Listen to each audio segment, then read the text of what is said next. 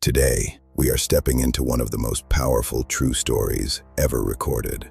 This is the biblical story of Joseph. Joseph was the 17-year-old son of Jacob, and his father loved him more than his other sons, giving him a special, multicolored robe. His brothers saw this and hated him, unable to speak a kind word to him. Joseph had a dream and told it to his brothers. In the dream, they were binding sheaves of grain in the field, and his brothers' sheaves bowed down to his sheaf. His brothers said, "Do you intend to reign over us? Will you actually rule us?" And they hated him even more because of his dream and what he had said. Then Joseph had another dream. In this dream, the sun, the moon, and 11 stars bowed down to him. When he told his father and his brothers, his father rebuked him and said, "What is this dream you had? Will your mother and I and your brothers actually come and bow down to the ground before you?" His brothers were jealous of him, but his father kept the matter in mind. One day, Jacob sent Joseph to check on his brothers as they grazed their father's flocks. When they saw him in the distance, they recognized him by his robe and plotted against him. They said, "Here comes that dreamer. Come now, let's kill him and throw him into one of these pits and say that a ferocious animal devoured him. Then we will see what comes of his dreams." Reuben, the oldest, heard this and tried to rescue Joseph by suggesting they not shed blood, but throw him into a pit instead. He planned to come back and bring Joseph safely to their father. When Joseph reached his brothers, they stripped him of his multicolored robe and threw him into an empty pit with no water in it. As they sat down to eat, they looked up and saw a caravan of traders coming from Gilead on their way to Egypt, with camels carrying spices and goods. Judah said, "What will we gain if we kill our brother and cover up his blood? Come, let's sell him to these traders and not lay our hands on him. After all, he is our brother, our own flesh and blood." His brothers agreed, so they pulled Joseph up out of the pit and sold him to the traders for 20 pieces of silver. And the traders took Joseph down to Egypt. Later, they took Joseph's robe, slaughtered a goat, and dipped the robe in the blood. They brought the robe to their father and said, "We found this. Examine it to see whether it is your son's robe." Jacob recognized it and said, "It is my son's robe. A wild animal has devoured him. Joseph has surely been torn to pieces." Jacob tore his clothes, put on sackcloth, and mourned for his son for many days. No one could comfort him, and he said he would continue to mourn until he joined his son in death. Meanwhile, down in Egypt, Joseph was sold to Potiphar, an officer of Pharaoh and the captain of the guard.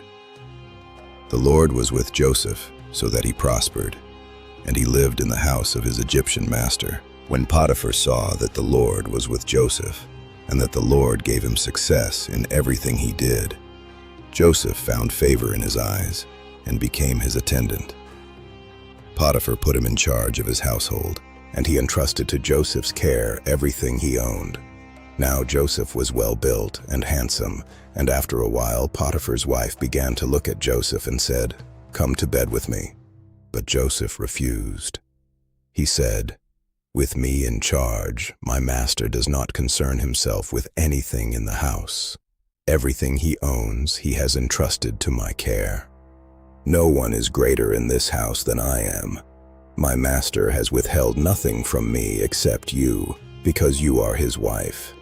How then could I do such a wicked thing and sin against God?" Though she spoke to Joseph day after day, he refused to go to bed with her or even be with her. One day, when Joseph went into the house to attend to his duties, and none of the household servants were inside, she caught him by his cloak and said, "Come to bed with me." But he left his cloak in her hand and ran out. When she saw that he had left his cloak and had run out, she called her household servants and said, "Look, this Hebrew has been brought to us to make sport of us. He came in here to sleep with me, but I screamed." She kept his cloak beside her until her husband came home, and she told him the same story. When Potiphar heard this, his anger burned, and he took Joseph and put him in the prison where the king's prisoners were confined. But even there, the Lord was with Joseph. He showed him kindness and granted him favor in the eyes of the prison warden. The warden put Joseph in charge of all those held in the prison. The warden paid no attention to anything under Joseph's care, because the Lord was with Joseph and gave him success in whatever he did. Sometime later, Pharaoh's cupbearer and baker offended their master. Pharaoh was angry with these two officials and put them in the same prison where Joseph was confined. After they had been in custody for some time, each of the two men had a dream the same night. When Joseph came to them the next morning, he saw that they were dejected. He asked them why their faces were so sad. They said, "We both had dreams, but there is no one to interpret them." Then Joseph said, "Do not interpretations belong to God? Tell me your dreams." The cupbearer told Joseph his dream, and Joseph said that in 3 days Pharaoh would lift up his head and restore him to his position. Joseph asked the cupbearer to remember him and show kindness by mentioning him to Pharaoh. The baker told Joseph his dream, and Joseph said that in 3 days Pharaoh would lift off his head and impale his body on a pole. 3 days later, on Pharaoh's birthday, he gave a feast for all his officials. He restored the chief cupbearer to his position, but he impaled the chief baker. But the chief cupbearer did not remember Joseph. He forgot him. 2 full years passed. Then Pharaoh had 2 disturbing dreams. In the first dream, 7 cows, sleek and fat, came up out of the river. After them, 7 other cows, ugly and gaunt, came up and ate the 7 fat cows. In the second dream, Pharaoh saw 7 heads of grain, healthy and good, swallowed up by 7 thin heads, scorched by the east wind. Pharaoh woke up, and his spirit was troubled. He sent for all the magicians and wise men of Egypt. Pharaoh told them his dreams, but no one could interpret them for him. Then the chief cupbearer said to Pharaoh, "Today I am reminded of my shortcomings."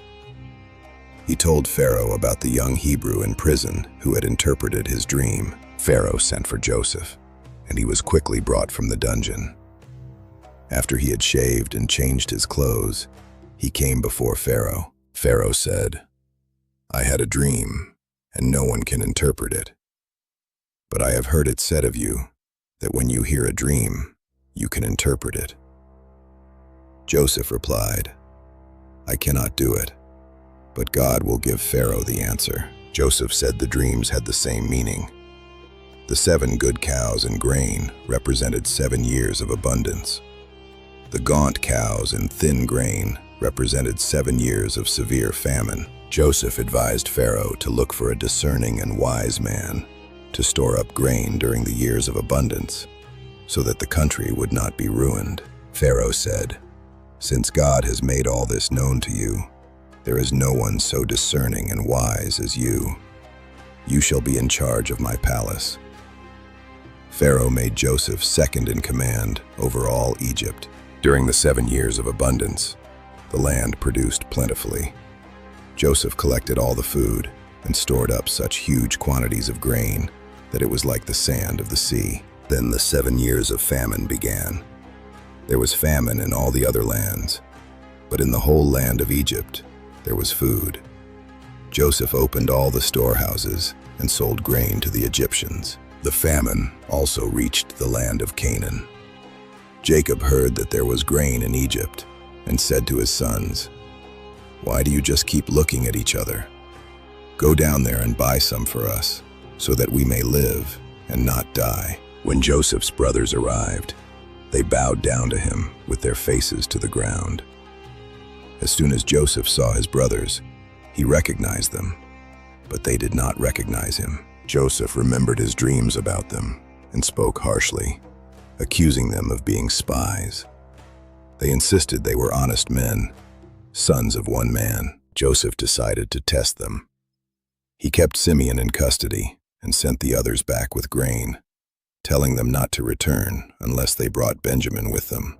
When the brothers discovered the silver on their journey home, their hearts sank, and they trembled, thinking that they were being trapped. The brothers went back to Egypt with Benjamin. When Joseph saw Benjamin, he ordered that they be taken to his house and prepared for a meal. At the meal, he seated them in order of their ages. Joseph devised another test. He instructed his steward to place Joseph's own silver cup in Benjamin's sack. At dawn, the men were sent on their way. After they had gone a short distance, the steward accused them of stealing the cup. The cup was found in Benjamin's sack, and they all returned to the city. Joseph told them Benjamin would be his slave. Then Judah came forward and pleaded. He offered to stay as Joseph's slave in Benjamin's place, begging that Benjamin be allowed to return to their father. Joseph could no longer control himself. He wept so loudly that the Egyptians heard him. Joseph said to his brothers, "I am Joseph. Is my father still alive?" His brothers were terrified. Joseph said, "I am your brother Joseph, the one you sold into Egypt. Do not be distressed. It was to save lives that God sent me ahead of you."